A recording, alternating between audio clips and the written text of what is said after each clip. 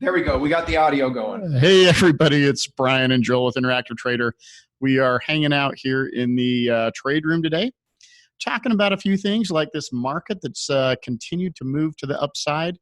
You know, I was mentioning to Joel, I had some students last week that I was talking to. They really, really wanted to hang in there with this bullish market. And they said, I don't care if it's retraced, Bryan. I think it's going up. But some of them ended up having to get out of their trades because they might have had a nice bull put or something going. They felt like they were coming off the dip, but it went down a little too far, kind of knocked down out of the trade. So thought I'd bring Joel in here, kind of hit him up with a little Q&A and say, hey, Joel, how could they have improved their trades this week? They were right about the direction of the market. They were right to think that it was going to come back. They got knocked out a little bit. How can you help us out with that? What do you think? So the first thing I would say is that's going to happen, right? There is no perfect trading system out there that's never going to have any losses.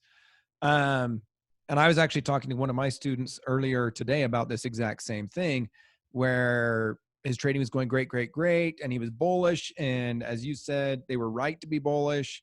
Unfortunately, that dip in the market due to fears about the coronavirus caused him to lose some money on bullish trades. So the first thing I'd say is, you know what? It's going to happen sometime. You can't suddenly panic and start changing your rules that are overall really good rules that work most of the time just because you have a bad experience. Okay. I'm with you there. So stick to your rules. Sometimes you got to lose some trades.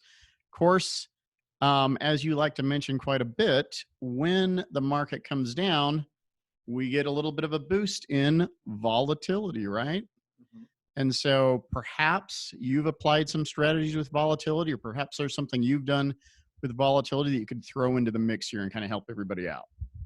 Yeah, understanding volatility can help give you that edge in option trading that you may be lacking. Even you could have a really good set of rules, but if you don't understand volatility, you still don't have an edge in trading, and that's what you really need, is that edge. So as you mentioned, when the market goes down, volatility goes up. And that does two things. Well, it does more than two things, but it does a couple of things to option prices that are really, really critical for us to understand. One is it makes options more valuable. With more volatility, options become more expensive. That option premium goes up, that volatility premium that we talk about. Second, it expands our deltas.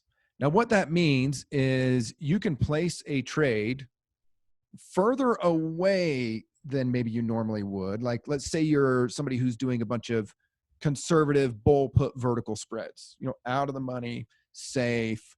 Well, you can go further out of the money in a higher volatility situation and actually make more money.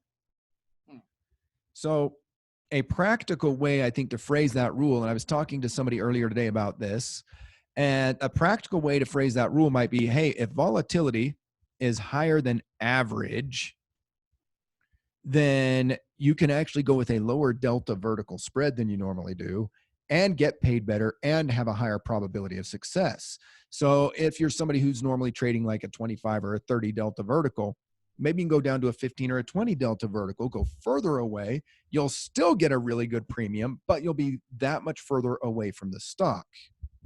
All right. So you're actually saying we have a higher probability of success, and yet we're still going to get paid the same amount then in this situation.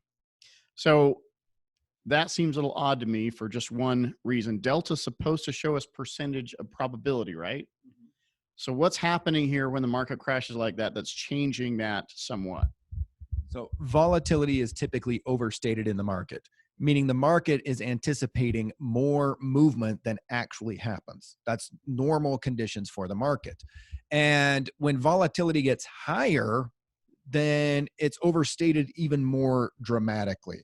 So your real world probabilities actually are increasing even as your delta might be getting smaller, if that makes any sense. Yeah, that's the best way I can think to explain that. Just remember that volatility is overstated. And when volatility is really high, that means it's overstated even more. Typically, not always, but typically. All right, awesome. Well, that may not be a something that you all grasp right off the bat. So if you're struggling with this concept, come check out our classes on volatility. We'll try to be a little bit more specific and clear, give you some examples you can see, but definitely get a feel for this volatility. You got to have it down. And if you have any questions about this, please ask them in the comments. Subscribe to us on YouTube. Give us the thumbs up, the likes. We love all that stuff. Thanks for being with us, guys. Have fun and keep making money.